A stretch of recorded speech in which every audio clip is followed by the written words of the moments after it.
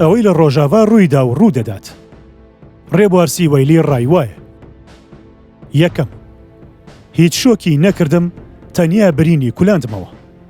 شۆکی نەکردم چونکە پێشبینی کراو بوو لە دوژمنانی کورد و لە بێوەفایی هاوپەیمانان.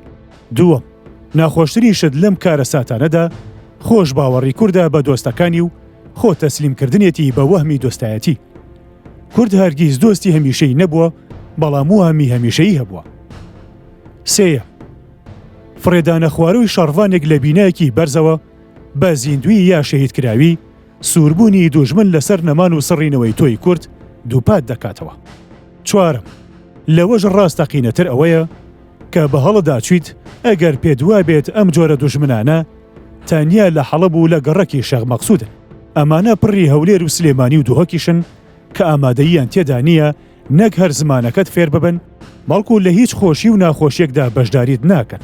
بەڵگەشم ئەو لافاوە بوو کە گەرمیان و چەمچەماڵی گرتەوە و ئەمانە ئامادە نەبوون بە یەک بەتانی و سۆپە بەشداری خەمی هاوڵاتیانمان بکەن.